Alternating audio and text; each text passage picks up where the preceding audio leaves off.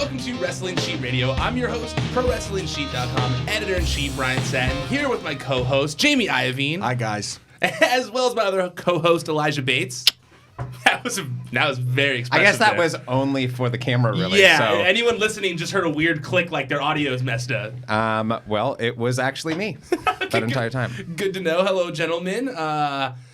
Yeah, you know, it's a big weekend this weekend. Got a lot of pay-per-views going on. We got Final Battle tomorrow. We've got This TLC. is gonna be a long weekend. It's going to be a long weekend. Yeah. And I feel like most people have like their holiday parties this weekend too, so you got to kind of like maneuver it in amongst holiday parties. Indeed. It's going to be, it's a tough life. I think, so wait, you're going tomorrow, or sorry, you're going Saturday to Jamie's party, right? I think this is the first time we're all going to be at one of your holiday parties this time. I was just thinking we all need to get a picture with Santa together.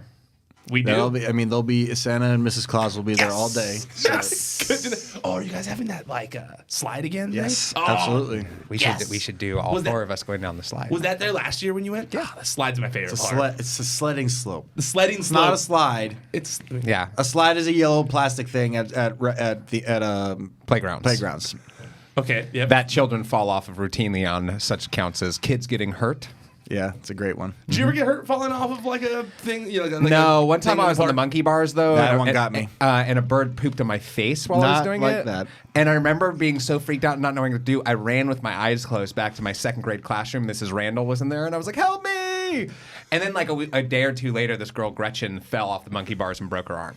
Nah, I was trying to swing from one to the other.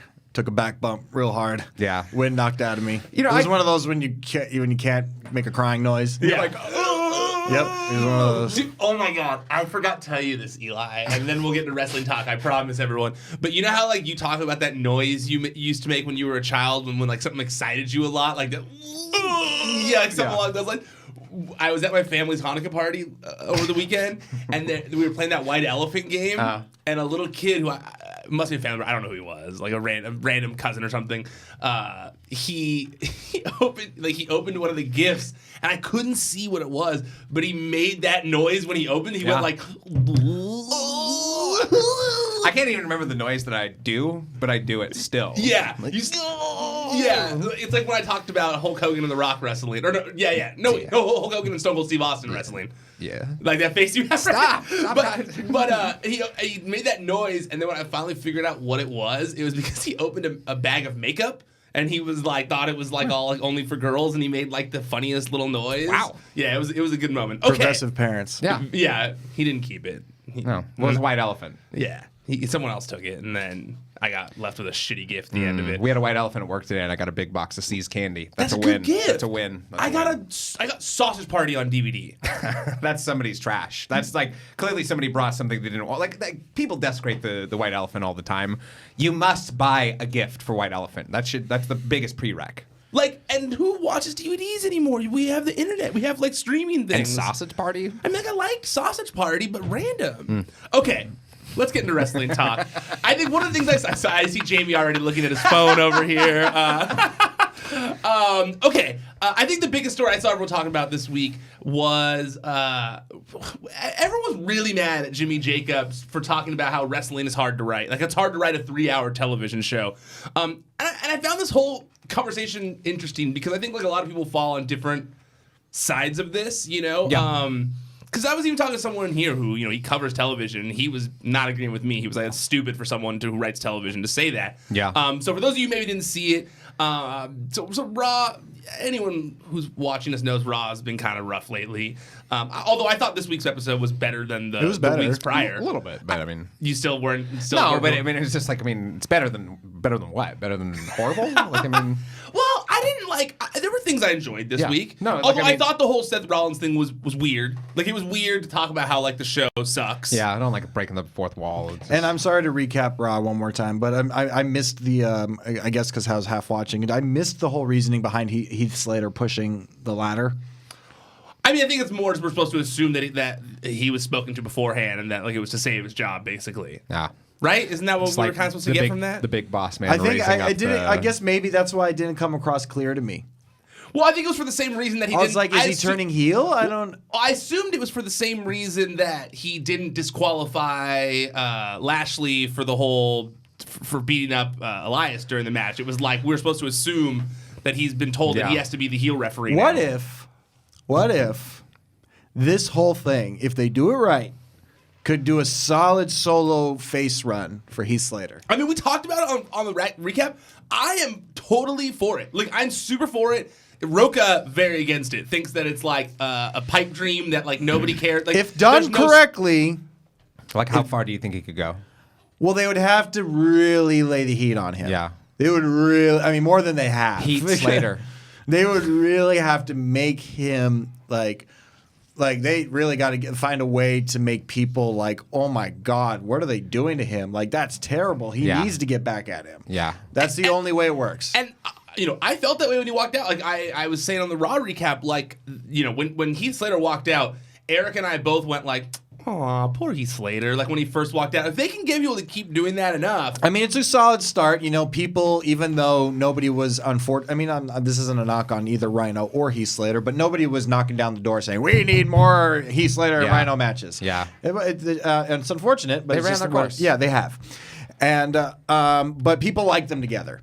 People like enjoy. They're like one of those they were like a jobber tag team that people still love to see. Like Yes. you think back to like some of the classics, like the Bushwhackers. Even it's like nobody expected the Bushwhackers to win. No, but taking Rhino away was a good start. Yeah. It was a good start, and making him a referee, and which you couldn't help but feel bad for any referee that's in the payroll. They're like, ugh, you're a referee. It's like, oh my, because they're treating it like it's like the worst thing you could be in the How do company. you think Especially when there's been so many former wrestlers who have turned into referees Also- and lived happy lives. Do you think that the people who are referees are kind of like, come on? That's what I'm guys, saying. Like, what are you doing? That's what I was just saying. I was like, you Come can't help but feel bad. They're like, people probably watching this they're like- at catering, like, Come on, you hurt my feelings. like I thought I was an important member of the team, but all right. But, With Heath Slater, I worry though that they're gonna fall back too much on like, I got kids to feed. Like it's just like you get a certain point, it's like that's run its course too. Like I got kids. I mean, I think it's funny, but That's very much what Roka was saying. Roka was saying that on the Raw recap that he feels like there's only so many times you can go to the well on that story. Well, that's why I think feeling this bad for Heath Slater because he isn't given opportunity. okay, fair. But I think this angle is gonna, if done correctly, I think this angle could potentially give us a new taste on him. I mean, a new variation. He'll still be Heath Slater. He'll still be that I got kids thing, but it may give him a different edge. It may, in a way that I don't know, that he gets a little more of an aggression because he can only take so much. yeah. And he's in control. And he's in ultimately. control. And the Virgil, and you could say, oh, look what they did with Virgil and Ted DiBiase. Yeah. Like, oh, there's only so much Virgil could take, and that went nowhere. Yeah. But difference is, Heath Slater could talk. Heath Slater got charisma. No offense to Virgil, No, but and Heath Slater's couldn't a vet. talk on the microphone. Heath Slater's a vet. He's been around for over 10 years now. Like, I mean, I think it's over 10 years at this point. Yep. Like, he's been on the road long enough that I think that he's somebody he's paid his dues. I think he could get at least an intercontinental run out of it. At least. I would almost prefer, though, that he didn't go a face route right away and instead maybe went more of a heel route where he was just like, hey, I got kids, but I also want to make some money. Or like something where his focus shifted a little bit from just being like that one note, I got kids, to being like a greedy, I agree, SOB but or this something isn't like that. this isn't the Raw recap. Going back to what you were originally just saying. No. I'm interested. I wanted to hear what you guys wanted to say about it. I'm interested, and I do think that there's singles potential in Heath Slater. Yeah. I don't know if he's necessarily like a world title contender like they did with Jinder Mahal or Drew McIntyre. It'd be awesome if they just kept him a ref for like 3 months though, and you forgot that he was a ref, and you just accepted it, and then something happened where it was like you almost forgot about it. Make him have really unassuming hair, like just so we forget that he's there. Down. Just have him shave his head somewhere to like look like Arn Anderson or something Hell, like that. dye his hair. I mean, that red. You can't really hide that red hair. No. Okay, so yes, back to the other topic that we were talking So, about now. So what Jimmy Jacobs said. So basically, Raw had bad ratings this week. Yeah. I'm not one to harp on the ratings. I feel like they're an antiquated system. Do you think that they were? I mean, even if they were a lower rating, do you think people, the same people that tune in every week, tuned out as a result of last week? Not in the slightest bit. I would suggest that everybody who's watching now is everybody who's going to watch no matter what. Yeah. I'm kind of on the fence. I do think that you're right that ratings are an antiquated system. That having been said, they're still a numerical based system, so you can rely on it to some extent. The rate, like clearly there was a drop in viewership people who this tuned week. in. But that having been said, it's like it's Well, you say clearly. Clearly, based off of the numbers, there was a drop in television ratings that are compared to the week before. I know that, but when you say that, like, I sometimes feel like everyone thinks that, like, if you personally don't watch Raw that week, that it factors into the rating. No. I typically side with you on this argument too. I'm just saying there probably were fewer viewers. Sure. We're not saying that. Sure. Yes. But I also agree, though, that I've long agreed that ratings as a single tracker is not an accurate way of depicting a popularity of a program in full anymore. Like, so you can't necessarily look at it just the standard television ratings, because if you look at especially a show as successful as Monday Night Raw, and you compare it to like 15 or 20 years ago when television viewership in itself was a totally different thing. It's like, yeah, of course it's going to look like a dramatic drop off of viewership.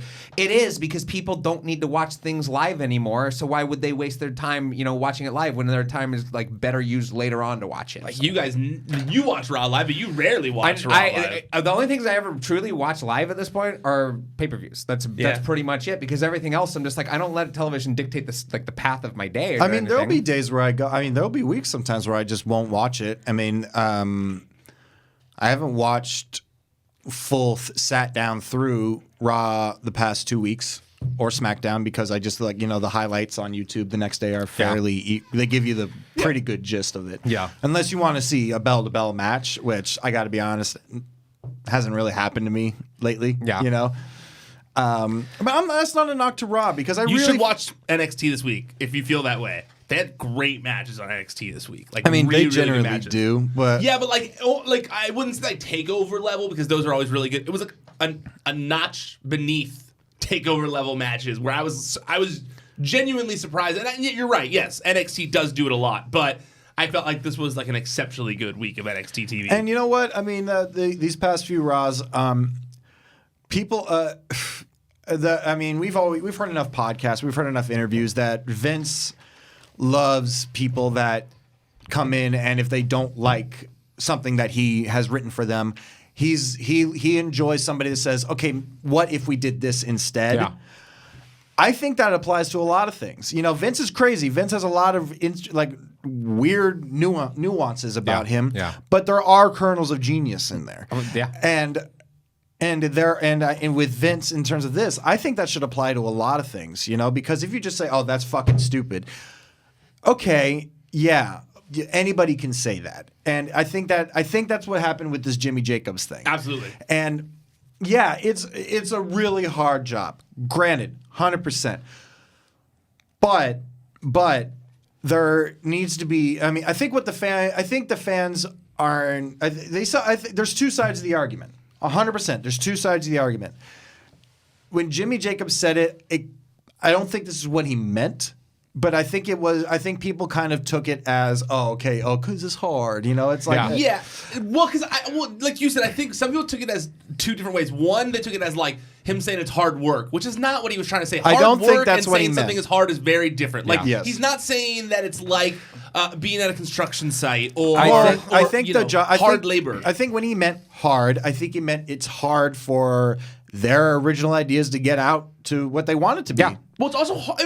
It's also hard. It is hard to write an entertaining and have a new idea show every weeks a year. I think that a lot of people, they look at jobs in the entertainment industry as a really cushy affair, and I would never say that you're not lucky to work in entertainment or anything like that. I feel lucky every day when I go to my job. That having been said, it's really hard work. It's excruciatingly difficult and defeating, and just ultimately, you do have a top brass person if you work in a creative role who will come down on your work and tell you your work is stupid. When you're working at a place like TMZ, you heard a lot of negative feedback and rarely positive feedback. Never. But the thing is like, that's not easy.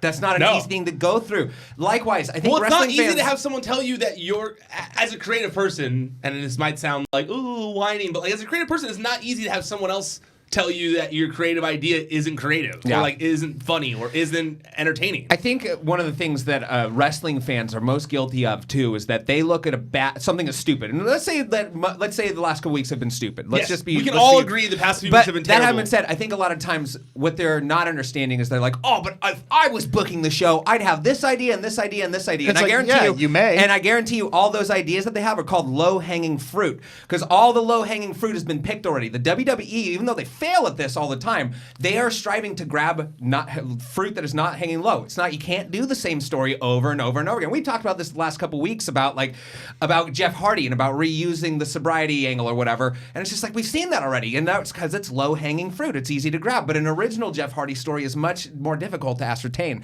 And I think wrestling fans always, whenever they see something that's bad, just think like, the writing on the show could be better. It's like, yeah, it could, but it's hard to write a show that's on 3 hours every single week, nonstop, no breaks. Like and to do that with original ideas, like that's nearly impossible. And then you can't even, taking into account the whole censorship thing and the whole re-edits, the constant run sheets. Dealing with advertisers, dealing with legal, the job of writing that show is a lot more difficult than anybody would give it credit for. Could even fathom, in my opinion, unless they've been there. And it's not just a normal boss. You have Vince McMahon for a boss, and ultimately he's the guy that signs the checks. So, like for example, on such a smaller scale, is like I wrote for Championship Wrestling from Hollywood for a summer, and they would basically say like, okay, and without pulling back the curtain too much, I don't want to get in trouble, but like it was like, here's the matches I want to have at the next special event. Who was my boss at the time? Yeah. Give me 4 shows with matches that help me build up to that with like actual meaningful story progression.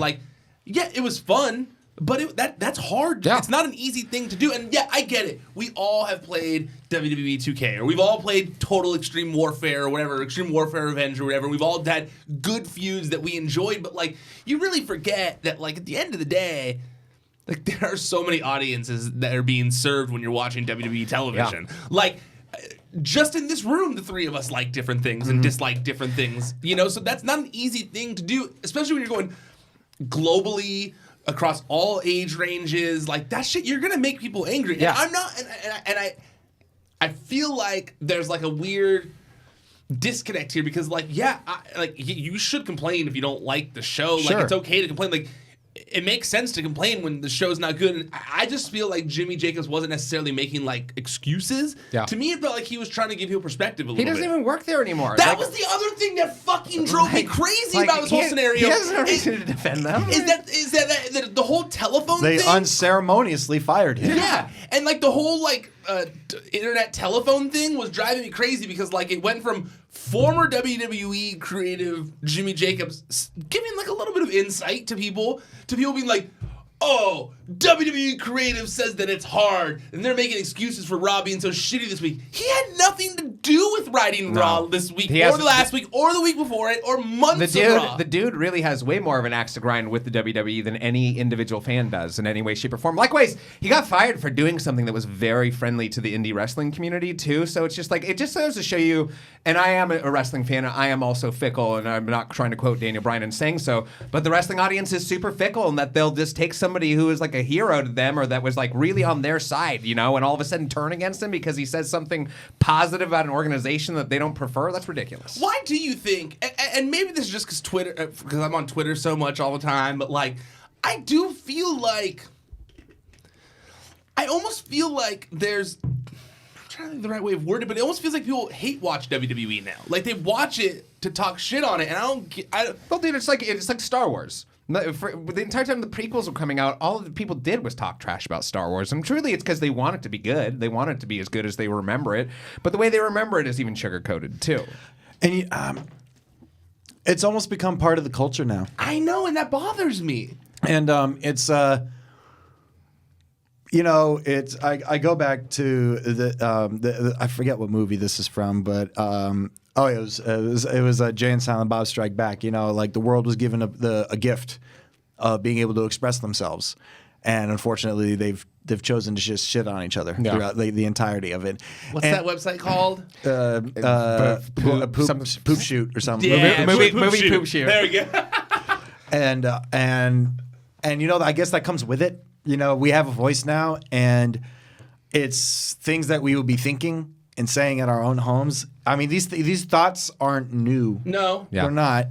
It's just now we have it's sort of a snowball effect. Whenever you post something, and this is just something all of us. Yeah. Whenever we post something, we feel good when somebody was like, yeah, like, retweet, agree, The internet has given us a way for us to be like, this is stupid. Yeah!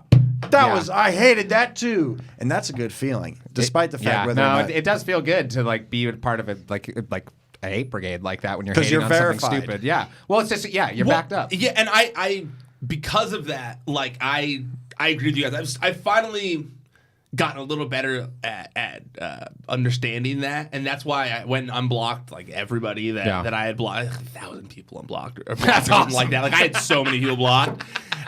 You know what it was? It was really, I got real petty when that Jericho thing happened, and it wasn't necessarily, because a lot of people were tweeting like, I never even said anything to this guy, and so I was like, let me see if this motherfucker said anything about me, and I would look, and I couldn't find anything. I was like, man, they didn't say anything about me, and I realized that in my angry hole of emotions when all that stuff was going on with Chris Jericho both times, when people were just liking bad tweets about me, I just went through and I just blocked all the people that were liking bad tweets about me too. I mean, and some of those things are funny. They were. Yeah. It made me laugh. Yeah. So whatever. Like I've unblocked people, and yes, you're right. I finally realized that like it does help people to blow off some steam. You know. But I feel like wrestling fans are super guilty of hating on things that they're not. That don't have the expertise or the experience with or the understanding and knowledge of to actually truly hate. Or also, I feel like they hate on things that aren't done yet. I feel like I see young wrestling fans. I mean, young that they're like half my age. Like Quarter 18. Like no, not quarter my age. I don't interact with people like that. But no, but I've seen people like even in like our Facebook group, for instance, who are like 18, 19, who are making comments about how Hulk Hogan was like this backstage menace and everything, and like in WCW. And it's like, hey, you weren't even alive. And not only that, you reading about it and going back and watching it doesn't make you an expert on it, and actually it invalidates your opinion. And to be honest, I love how angry Eli gets reading those, because when Eli was 18 or 19, he was in message boards talking so much shit about like Nature Boy Buddy Rogers and shit. Superstar Billy Graham. No, but you were talking. I didn't even know much about those guys at this point because I was like adamantly a WWF loyalist. At 18, you didn't know about Superstar Billy Graham? I knew of him, but you didn't know how much I you didn't hated him? deep dive the history of professional wrestling until. No, I didn't hate him until like I watched the Billy Graham documentary that they made 20 years too soon, and then he's like coming out and apologizing for all the bad stuff he did, and the second they take him off payroll, he starts criticizing him again. It just went to show, just like I don't trust anything. Like that guy is a carnival barker if there ever was one. Yeah. I can't remember why. Oh no, but I just like so to some extent when I hear people complaining or when I hear people like hating on something, it's just like, well, who are you and why are you hating on this? And do you have the right to actually do you have the knowledge and understanding of this to really truly hate on it in an intelligent way? I have gotten, I am trying to get better at not reacting to internet anger, and that is one of the things that I have done to help with it, is like instead of replying right away, I'll go look at the person, I'm like, oh, kid, this is like a young person who like, whatever, they're like a faceless image on the internet, like, what the fuck do I care? I'm getting a little better at it, a little bit. I was hoping you'd be like, you've never even kissed a girl! I also liked some of the tweets from former WWE writer Tom Castiello. He was chiming in after Jimmy Jacobs, and he tweeted a bunch of stuff, but he had said, when I left soaps, other writers said wrestling should be a breeze after this. I wrote an hour of scripted TV in 3 days, 50 weeks a year for 12 years. How tough could this be? And then he said, I compare it to Newman's speech, re the post office on Seinfeld. Anyone can do it for a week and then another week and another, but keep going. Don't repeat matches too often or too much. Don't repeat finishes. Don't be predictable. Don't be too wrestling. Be new. Be innovative. 600 hours a year. Throw in 3 a.m. nights, dinner at gas stations, a senior level that can't agree on anything, an audience that desperately wants to hate you while they give you their money, zero credit. I love that. That was my favorite line of the whole part. Zero credit when something manages to go right. And be a director, producer, stage manager, and therapist. But in spite of all that, we still did it every damn week because we had passion for it. Underneath all the bullshit, I may just be one of those soap writers, but Scoville has one of the greatest wrestling minds I've encountered. Listen to him. Wow. And yeah, like I think that's my problem, is that like I've never been someone who thinks that like they can do someone's job. I shake it back. I have confidence myself. I don't think that there's someone. I don't instantly go like I know better than someone who's been doing something a long time. So like I do genuinely try to value the opinions of others, and like, I know tons of TV writers. I don't think any TV writer would say that was an easy job. Like they would all say it was difficult. Yeah. So yeah, I just that bothered me this week. I just felt like, and I always get the like, oh, WWE shill type comments and stuff, but I just thought that was like more of like a with perspective of working in the TV industry. The biggest flaw in anybody's argument, and I keep coming back to this, the biggest flaw in anybody's argument, oh, I could do this, I could do this, I could do this, or I would do this, or I would take this guy and do this guy. Sure, you could have those ideas, but time and time and time again, and I've seen it, saw it with my own eyes, that shit will get blocked, chopped, edited until it is like, I mean, you something different and completely different. Yeah. I mean, yeah, you could have these great ideas for, like, you could come in and be like, first thing I'm gonna do as one of the main writers, I'm gonna push Ricochet to the fucking moon. You may want to, yeah, and the world may want you to, but at the end of the day, it's not your decision. It's not mine, yours, anybody's. It is Vince McMahon's, and when he dies, who knows? But at the end of the day, it's what he wants. Yeah, very true. Yeah, Bully Ray was talking about that on Jim Ross's podcast this week, and he was like, look, it's this $1 billion company, it's on the stock market, whatever. It's still a mom and pop run organization. It is. Like, it's a mom and pop business. You can't say it's not.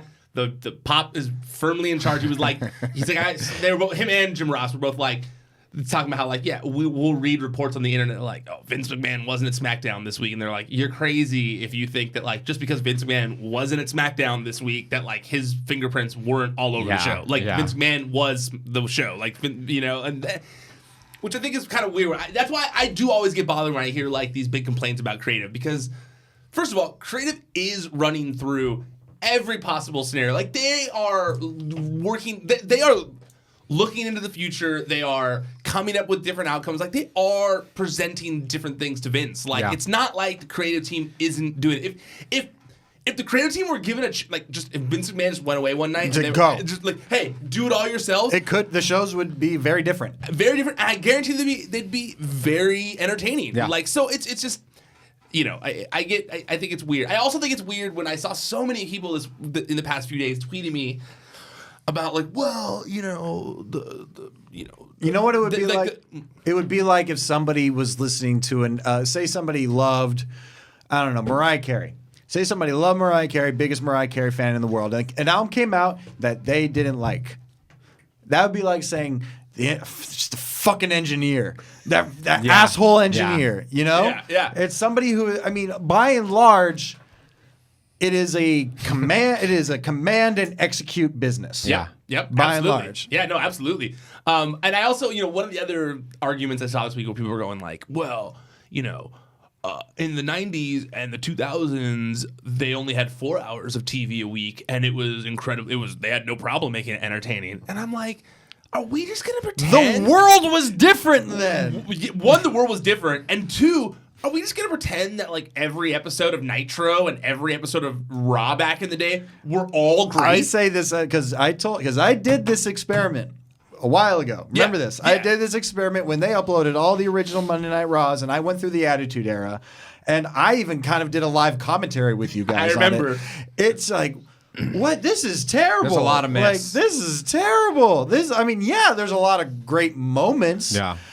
But if we had, like, I guarantee the internet, if we had the internet back then, well, we did, like, but the same level, same internet, with the level of communication, the level of instant tweet, I think we get a lot of this trash as well. You know, I mean, everything looks great back then. I was heavily involved in message boards back then, and we did. Like, I remember we used to complain about it just as much then as we do now. I think so much of what was even bad back then was just being done for the first time, so it came across as revolutionary. But then you go back and it's been done a ton of times since then, and you're like, well, this has actually been done way better since then. Yes. And this is way more sloppy. The only thing that the Attitude has that you can't really compare with today is spontaneity. I feel like talent and the talent. Well, the talent's great right now too. But talent aside, I think it's just I'm not saying they're better. I'm saying that, but that's a big contributing factor to the Attitude Era. I think the Attitude Era helped create a formula that exists today. I don't think it would exist today if it wasn't for the Attitude Era. But again, yeah, you're right. It's like, yeah, it's stupid. Like when you hear a fart joke on Raw now, you're just like, that's so stupid. But when they happened the first time in 1997 or 1998, you were probably laughing. That's probably why you remember it so fondly when it's the same damn thing. Yeah, like we'll talk about, like, if farting Natty Neidhart happened in the Attitude Era, she would have been over as hell. Oh yeah, and you know that. If Drake Maverick had been pissing on people's robes, it would have been like, oh, remember when Drake Maverick was pissing on people's robes? Now they're like,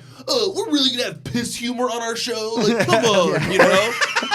The sophistication level is all over the place. You know, like we watched Al Snow eat his own dog. You know, Val Venus got his dick chopped off. Like, and I look at those with very fond memory. Like, I look back on it with fond eyes. I don't look back on Midian fondly, though. I will say that he was always my least favorite. Naked Midian, or just Midian? In When I was general? little, you know what was a thing of like a thought that often, not often, only when he was on television. When Naked Midian was a thing. I guess I was trying to say like, because he was naked except for the fanny pack. Yeah. And I knew obviously that he was wearing like a thong underneath it, but the way the fanny pack was positioned, I was like, are they like expecting us to think that he cut a hole in the back of the fanny pack? And that it's in there? I mean, that would work. Right? That's what I mean. It would work. Just the positioning of it was right in front of it. Yeah. That's a wild move. You tried to pull that like at the beach or something like that. I love that was your thinking back I was then. like, is this what this is supposed to be? So there's a hole in the back of the fanny pack, right?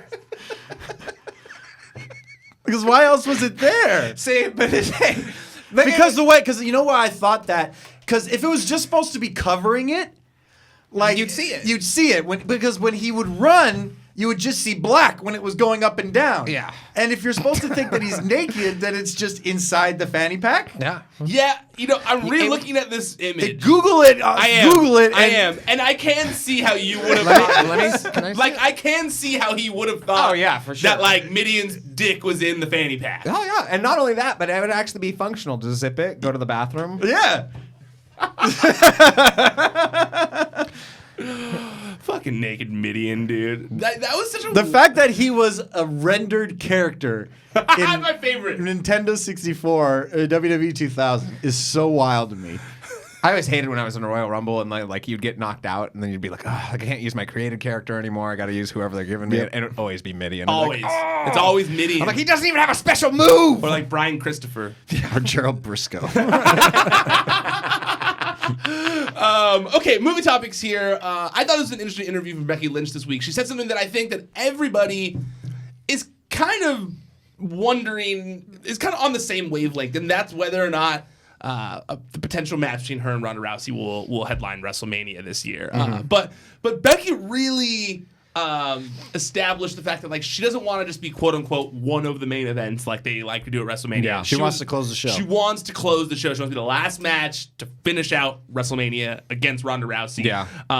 When she was on Ariel Helwani's show, and she basically like he asked if it was her goal, and she was like that's all I'm thinking about. It's all I can think of. It's all I want. I'm living it right now. It's what I wake up thinking about. It's what I go to bed thinking about. If I had a vision board, I'd put it on my vision board. And she basically said, look, it shouldn't matter what our gender is. She was like, the final match at WrestleMania should be between the two most popular wrestlers in the company. The two people that you want to see wrestle against each other. Yeah, I agree with the that. most. And she was like, that is Ronda Rousey and myself. Like, that is what the fans want. That's what everybody who watches WWE thinks should main event the show. Do you think that is the case? I'm not saying Becky is wrong in the saying that her and Ronda are the two most popular people in the company. Yeah. I'm not saying she's wrong. I would be very curious to see those figures, merchandise, appearances, and all that stuff. Yeah. Ronda is one of the top merch sellers. I'm gonna say she's not top, most popular out of the whole company. What do you factor into most popular? I'm not saying she's wrong. No, I'm just discussing. What do you think factors into most popular? A lot of things. Yeah, no. What are those things? You think? Merchandise sales, people who fucking line up at your appearances is a big one. People who I'd say the crowd reactions is one. I guess just the following. Yeah. I think people caring about your journey I was is gonna say, one. like social media following. Yeah, like, and all social media metrics probably. appearance for crossover. The demand for crossover appearances. The request for interviews and whatnot, which I'm sure Becky is getting a lot of, rightfully so. Yeah. It's just this. I think it's way, way, way too early in the story of Ronda and Becky for it to headline a WrestleMania. Yeah. I mean, a lot has been done. Don't get me wrong, but enough for us to kind of just because they're not on the same show. In order for this to make sense, they would have to figure out a way to build an angle where the two women aren't even on the same show and have to defend the title each time. Not against each other. Yeah, it's pretty simple. You should have one of them win the Rumble. Well, that's true. Then Ronda would have to be in the Rumble. Yeah, and she would win or Becky. if she loses. Because we were talking on the recap show. I think Asuka's going to win the title at TLC to make way to somehow get to. But my point Ronda is, versus Becky. be that as it may, my point is that a lot more would need to, and I'm not saying it could, it very well could, but a lot more would need to happen for it to have the caliber to headline a WrestleMania. Yeah, I feel the same way. Just on them almost having a match and then her getting injured, while great television, I need more. You feel the same way, Eli? I just feel like I need a month of Becky back in the ring. I feel like it's difficult for somebody to talk about. Like I like Becky a lot. Like I say this because I feel like she needs it. It's difficult for somebody just to talk about how big of a badass that they are without backing it up after a certain amount of time. And Becky's been backing it up until she got injured and everything, and she hasn't been able to get physical, and I feel like that's a huge part of it. I mean, if you really Ronda's a super physical human being. Like that's why they got her. And so it's just like for her to be able to for that match to feel as credible, like I said, I think I need a full month of Becky back in the ring, backing up kind of her claims, or at least getting richer and diving deeper into that storyline before I can actually feel comfortable with it. That having said, I'd be stoked. I'll be stoked absolutely when a match, either that match or a similar female match, it does close the show. And I'll be honest, there is a solid possibility that it could happen. Yeah. If they start immediately, considering that it's not that long until WrestleMania, it's getting. I know we have this argument every year. We're getting close to the road to WrestleMania. Yep, it starts in January. It's a fact. It's a fucking fact, dog. I'm cool with interpretations. It's a fucking fact. It starts at the Royal Rumble. You don't know where the fuck you're going if you don't win the Royal Rumble. It's true. You can't start on the road to WrestleMania until the Royal Rumble's over. I do think that the road to WrestleMania is like a sweet hill when you're on a bike as a little kid. It doesn't start at Survivor Series. No, and you start rolling down that hill real fast whenever the Royal Rumble hits, and you just get going so fast, and then you get down to the bottom when WrestleMania happens, then you got to climb that hill again. But it's just like, all right, we've gotten into this one before. I'm just saying, like, the build-up to the Royal Rumble does factor in to WrestleMania as well. Yeah. Isn't that... We've already had this conversation. I've already lost. I'm not going to try this again because you guys beat me last time on it. No! I'm not. I want to talk about Becky. He starts tearing all this stuff off the walls. I really like Becky. I was super, like, that Raw that close with her was like one of the most badass images of Raw ever. And I gotta say, like, the match between Charlotte and Ronda at the last pay-per-view was probably my favorite match of that entire pay-per-view. Yeah, it's killer. It was like, so, like, I'm way into the idea of women headlining WrestleMania. Am I the only one that saw that the beatdown that Becky gave Charlotte with the kendo stick? A little less brutal than the one that Charlotte gave Ronda. Yeah, a little bit less. Yeah, I mean, the Charlotte Ronda one was pretty violent. Yeah, I mean, they had to go full I guess force because it was on Charlotte TV. one. Yeah, it was. I mean, I guess since it was on cable, they could get away with more viciousness on the network. Yeah. Yeah, I agree with kind of what you guys are saying, but I do think that it would be very easy to get there. Like, Yeah, I don't think absolutely. I'm not saying it's hard. I just need more of it. And because I don't think, at least in my opinion, I don't think there's anyone else now on the roster at this point. Not right now. Well, that could not believably, I take that back. That would be satisfying to go up against Ronda Rousey at WrestleMania. I think that, like, because of what happened in Survivor Series, because of we're gonna get Nia Jax twice. We're gonna get Nia twice. And then we're gonna get the Rumble. There's only one other pay-per-view after that, or whatever. So I feel like we can get there, and I feel like she would be the best bet. Now, here's my thing though: is that, like, I do think that Ronda is okay. If it's between Brock and Ronda, right? For who closes the show, right? Mm-hmm. Like, that's between the two. Yes. Don't you think Is Ronda a bigger draw? Nah, Brock's a bigger draw. It's not about a bigger draw in this case. Like, Brock is the bigger draw. Yeah. Like, Brock's the bigger draw, yeah. Of course. But, like... You think Brock sticks around until Mania? Yeah, I think he'll be there till Mania. I feel like Mania will be his last one. I feel like it's a big enough payday that he will. You know, like, I mean, I'm sure he gets a substantial amount. He's getting paid money to train for UFC. You know, like, he's just, you know, like, and I think, isn't it like he can finally, his suspension like it will be lifted after January or something like that. I think I read or something along those lines. So don't know. So I mean, it makes sense that he would be there until after WrestleMania. He was supposed to end at this WrestleMania, and like he stuck around because they needed him. Yeah, so many. It's crazy to see. Like if you really put it in sequence, like the chain of events that like led to them just okay, we need you for one more. You know, it's wild. Totally wild. Okay. Cha-ching, How much more money? Cool. So I don't think that I do think Brock is the bigger draw, but Ronda's a huge draw. And having Ronda in the main event of WrestleMania, like it will be a big, huge story that they will be able to A, sell the pay-per-view on, and B, sell the legacy of the pay-per-view forever after because of it. Without a doubt. What do you think they'll be able to do it better on? Ronda versus Becky or this rumored Seth Rollins versus Brock? What do you think? Like, because you said that from what you just said, selling it for the future. What's going to be a sleeper in terms of ticket sales, and I think it will happen, is Batista and Triple H. If that can happen, I think it's going to happen. I mean, I hope. I have a feeling it might happen too. I got a good feeling. Why?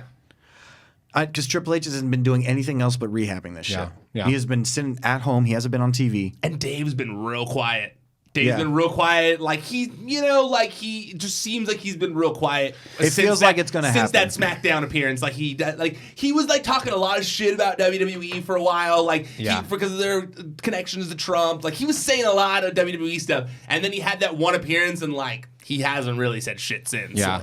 I have that same hunch that we're gonna get it because they really need it. They need it for this WrestleMania. And I mean, if they get Batista, who now, I mean, back when he came back first, I mean, he was just cutting his teeth in Hollywood. Yeah, I think he'd filmed Guardians. He had just filmed Guardians, but now everybody loves him. They know he's like this dog lover that does so much for charity, and he's beloved as Drax. He's in the biggest movie franchise in the world. Yeah. This is the Batista that people want and then will support now. And Triple H will be the best.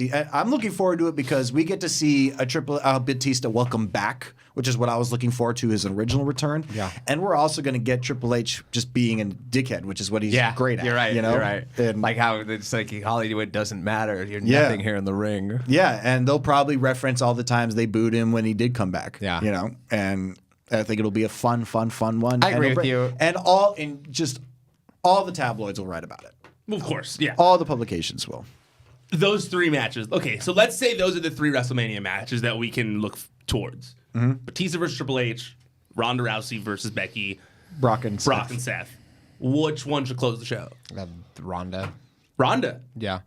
I don't like. I think that. Again, they'll just be able to sell the legacy of that closing the show for forever after that. Yes.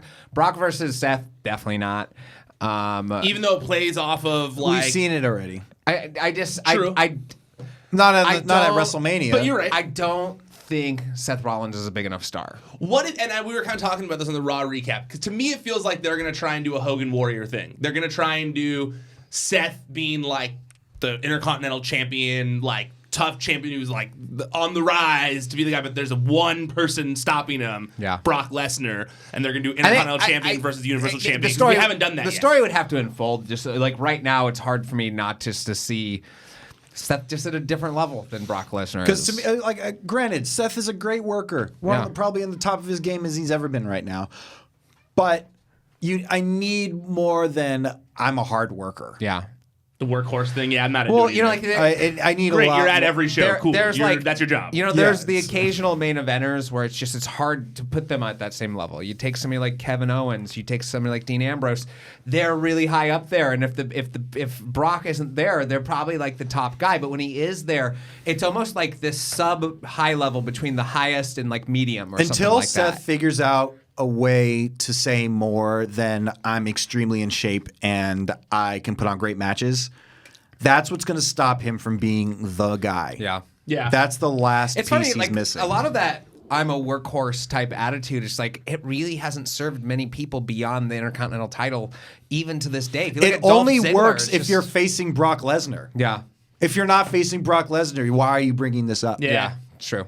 Yeah, no, it was very. So I mean, like there's a great story they can tell, and I hope they tell it well because I'd love for that match to get me excited. At the present time, I'll watch it and I'll be stoked about it, but it's not getting more excited than seeing Brock fight Dean Ambrose. I mean, that's your answer. I mean, that was just your answer right there in terms of which should close the match. Yes, Brock and Seth will put on a great match. Brock will bump like crazy because we know when Brock needs to, he can fucking fly around that ring.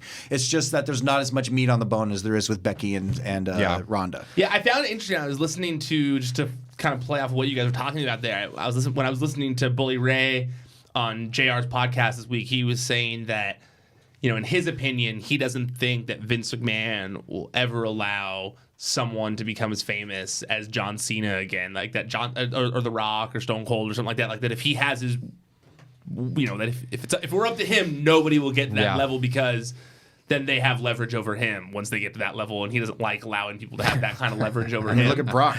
Yeah. I mean, he basically, which I thought was funny because it's so, he literally said that he was backstage with Vince once, and that he didn't say when, but it sounded as if it was sometime in this recent run, and that Vince told him, Vince told Bully. Vince told Bully, it's not often that somebody in this industry has leverage over me. Mm-hmm.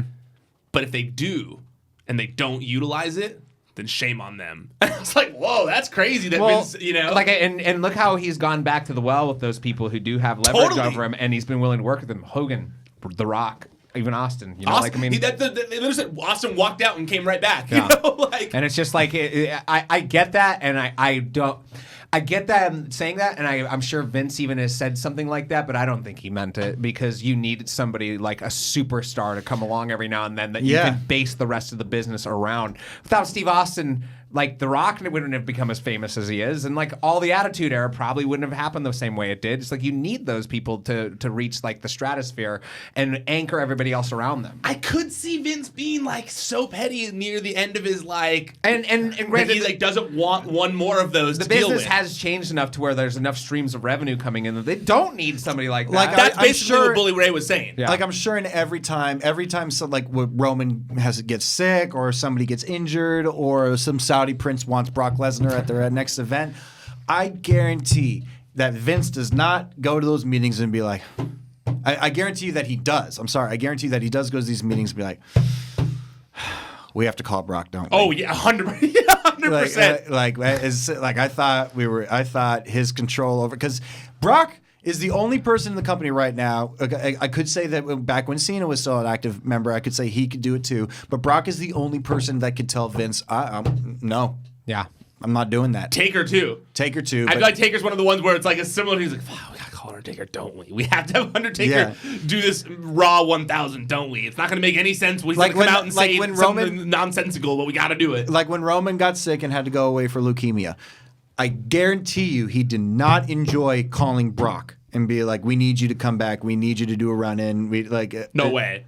No, there's no way. Because then Brock knows. Because he knows that Brock knows was like, all right, how much you got? Totally. I love the idea of them like going back and forth backstage and finally being like, we got to call Brock, don't we? I love that idea of just succumbing to defeat. There's times where Triple H is like, I'm not doing it this time. Like, you got to do it. I bet you there were so many times back in like the late Attitude Era before Hogan came back where they were like, what about Hogan? I bet you they said, what about Hogan so many times before he actually came back. Yeah, absolutely. Okay, well, speaking of people, big names coming back, I think, I thought it was interesting. So John Cena, he's coming back later this month. It was kind of like, they made a big deal about it. John Cena's going to be at all these house shows.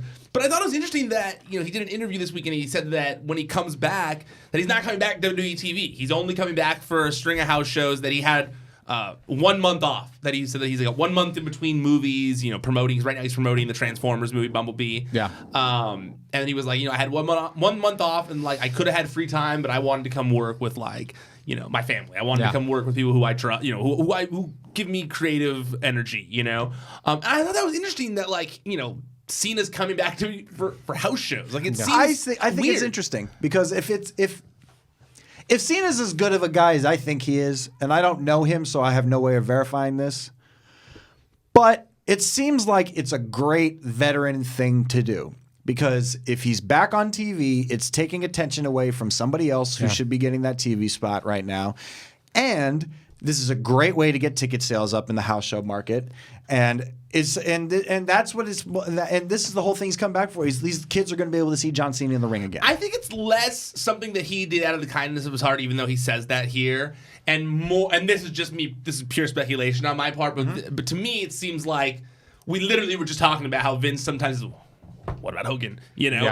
Is that they've got a show at Madison Square Garden coming up, and there's no Roman Reigns, there's no Braun Strowman. Is Brock on that? Brock's not on the card. To me, I feel like Vince was like, shit. We need John. We need John. Can you guys call John, see if he's able? And John's like, man, I'm in between 2 movies. He's like, I need a break. I need a little break. He's like, please, we I just need got back from China. Yeah, I just got back from China for 6 months where I was talking on some weird social media app in Chinese. Give me a break, for God's sakes. I don't even remember this language anymore. I'm curious what his involvement on those shows is, like how active like his time in the ring is. You think it's making tag matches? You think? Yeah, for sure. Yeah. Well, yes. I think we're going to see what we saw at Super Showdown. Yeah, or not at Super Showdown. Was that Super Showdown? No, Super Super Showdown. Showdown was last time we saw him. And largely, one of the things he's kind of talked about in a lot of these interviews he's been doing to promote Bumblebee, where he's been talking about how like he feels bad about calling out The Rock, where he said like, look I was what's the word I'm looking for? Like I wasn't smart to the business. Naive to the business. I was naive to how the movie industry works. Didn't realize that like you're not going to be cast on something if they think that you're a liability and going to get injured. If you're going to get injured, that like they're not going to want to put you in a movie. So like the insurance is going to be bad. They can't get insurance, all that kind of stuff. And he's like, so I naively said all those things, not realizing that The Rock's heart was in the industry. He just physically wasn't allowed to do it because of stuff that he was trying to do to advance his own career. And I was like, okay, well, that makes sense.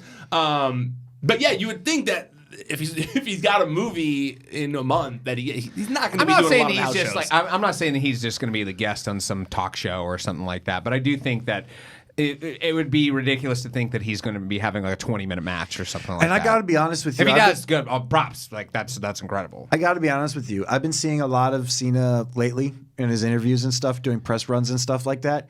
He's different. Yeah. I think he's enjoying life after wrestling. I think he is. He is. He's really. I think he's. You can tell while watching him in these interviews. You've nailed it right there. Yeah, I think. I mean, I watched it when I was. I mean, it came off in the Matthew McConaughey interview. It came off on. But his most recent appearance on Fallon.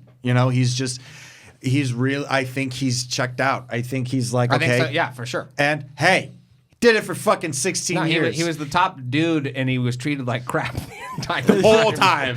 Still crapped upon. It's like, hey, I could go outside and people don't tell me I suck. Yeah. This is great.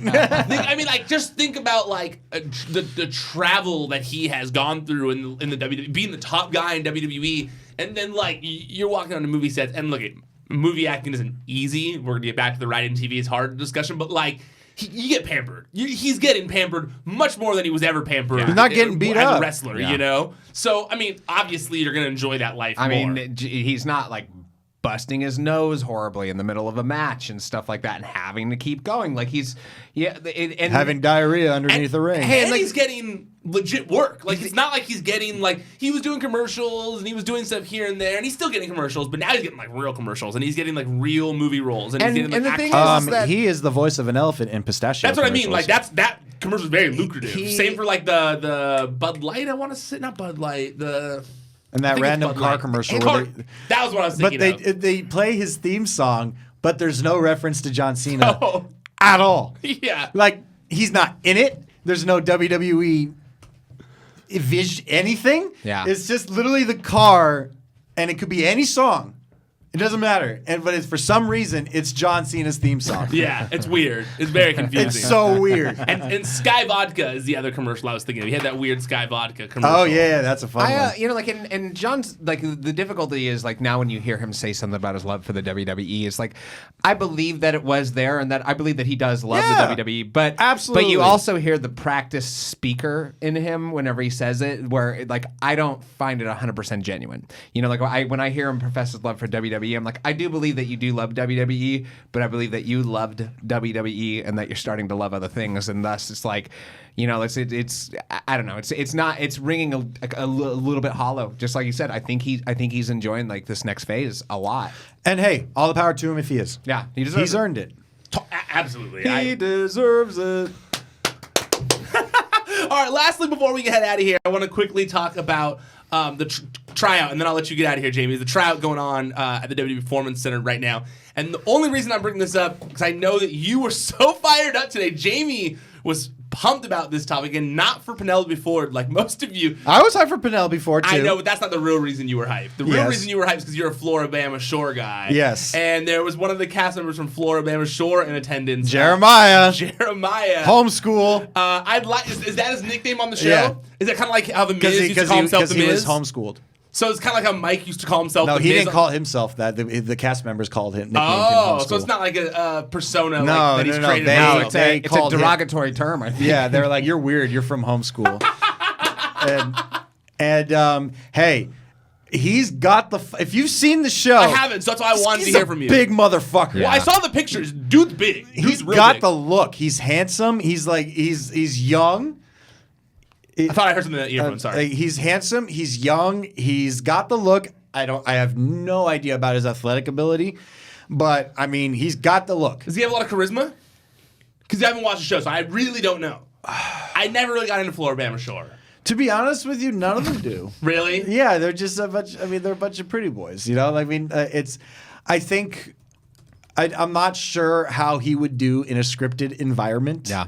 But God, I mean, I got to think if Vince looks at him, he's like, holy shit, this guy's a big hunk of meat. No, I can imagine. Yeah, absolutely. It almost reminds me. It's similar to me of because the guys from Jersey Shore who got involved in wrestling, they never really They never looked physically imposing, and they never especially next to the other wrestlers. Yeah, no. And the only person who ever got adjacent to it was Angelina for some reason, where she actually was like, "Hey, I'm gonna go to wrestling school," and started doing training, not just like a celebrity appearance in TNA or Snooki at WrestleMania. And she gave up so fast. What a dark WrestleMania that was. I know. That was a bad one. But this guy, when I was looking at him, does remind me more of that Joey Kovar guy who sadly passed away, but he was on Real World, and I followed him in wrestling very much because he was like a huge wrestling fan and started doing indies for a minute before he passed away and stuff. I like when MTV stars try to get into wrestling. Why not? It worked. It worked once. Yeah. It's twice, right? More than twice, because a lot of those guys were MTV stars because of Tough Enough, like when it was on MTV. Yeah, but Miz That was. doesn't. I don't really Miz was count like that. I don't count before that. Tough Enough. Yeah, he Miz was on a MTV. completely other separate Like he was show. on felt like a totally different era almost. Have there been? I feel like there was another MTV star that I transitioned can into recall. wrestling. No.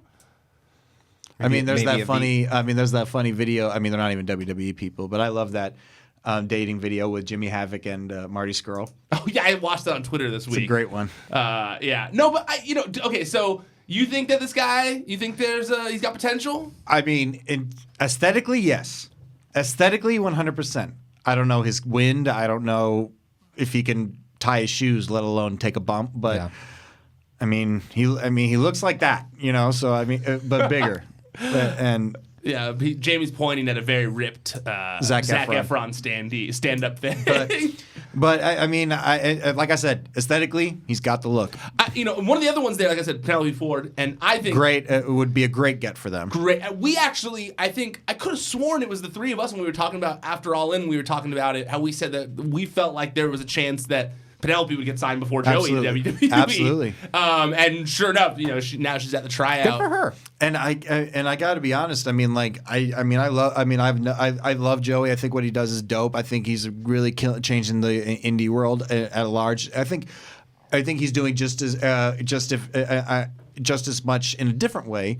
But you know how they're doing it on a bigger scale, but the way the Bucks, Cody, Kenny are doing things differently their way. I think in a different sense, Joey's doing something in the indie world more so, not so much in the world of wrestling in general.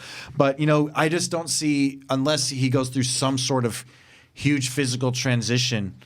Joey's not, in terms of before Joey. I don't ever see Joey even coming across WWE's radar. I gotta be honest. In terms of not because of his ability, but because of what he does, how he represents himself, and just he's a deathmatch guy. Well, and I don't know. Yes, I agree. I think more so, I'd say, kind of piggybacking off of that, is more just like he he seems like that's never been. He doesn't seem to want to like do that's it. his goal. He has his idols are all people who did stuff outside of WWE. Yes. So I agree with you in that sense. So I think that she would be, Penelope would be a good addition to the roster. Absolutely.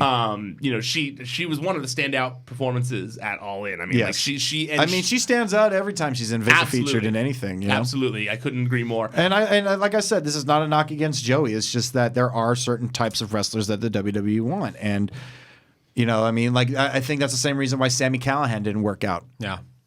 Yep, absolutely. I think that one of the other interesting names on the list, and this will end on here, is I like that Bo Beverly's son is there, like one of the Beverly brothers. Huh. I knew Eli would like that one. I don't like the Beverly brothers. I know, but I never did. I knew you would like the fact that one of the Beverly brothers has a son who's wrestling. I literally remember watching the Beverly brothers come out. I believe it was at one of the matches, maybe Royal Rumble 1992 or SummerSlam 1991. I can't recall. But I remember watching them come out, and I remember asking my brother, I was like, who the hell are these guys? And both of us were just like, these guys suck. And we hated the Beverly brothers after that. So 25-year-old Cal Bloom, son of former WWE superstar Wayne Bo Beverly Bloom. There's a bunch of others. Honestly, you should go to the website. There's like a ton. This was like a poppin' tryout. There was tons and tons of athletes and wrestlers and people who were on TV, people who were on Broken Skull Challenge, all that kind of stuff. So I recommend you guys go check it out. All right. Jamie's got to get out of here. We got to get out of here. Everyone's got to get out of here. You got to stop listening. You got stuff to do. So, Jamie, where can people find you on the internet? You can find me on Instagram at JAMIEIOVINE or on Twitter at JAMIE_IOVINE or every other 2 weeks at Championship Wrestling from Hollywood tapings with my champion Royce Isaacs, the Heritage Champion and the Television Champion. And if you have the network app, we have some interesting drops coming up this week. Well, we just finished our FaZe Clan one as we're recording. Those FaZe Clan gamer guys, if you're big into gaming, you know who they are. We are being joined by A-Life and Rich the Kid tomorrow. Rich the Kid's a very popular rapper. I'm telling you guys because you definitely don't know who he is. Now, this is for the listeners. This is for Eli and Ryan. Rich the Kid is joining us. He's going to be performing, which is going to be very exciting. Cool. And then on December 17th, we have Mr. Wonderful, famous from Shark Tank. He's going to be joining us and dropping a very fun shirt. Rich the Shark. Yes. I'm pumped for that one. Dude. Yeah, the Mr. Wonderful one is going. People are really hyped about that one, and he is very game. So we're gonna have some fun. Yeah, I saw Nick got an advanced copy of the shirt. I was jealous. He did. We do have an influencer round. Yeah, no, those shirts are cool though. I'm looking forward to getting one of those. Eli, where can people find you at? Twitter at Elijah Bates. Instagram at Brindlebeard. You get off on that way too much now. Yeah, he enjoys it. He enjoys it way too much now. All right, the website, ProWrestlingSheet.com. It's at Wrestling Sheet on all social media. YouTube.com/C/Wrestling Sheet. That's where we put up all the videos. The podcast feed. It's on Podcast One. It's on iTunes. You search for Wrestling Sheet Radio. It's where you can find this show. It's where you can find all the Raw recaps, Smackdown recaps that we've been referring to, and all the other audio content that is available on ProWrestlingSheet.com. Okay, that's it. We're done. Officially tapping out for now. Until next time, stay out of the dirt and keep your eye on the sheet.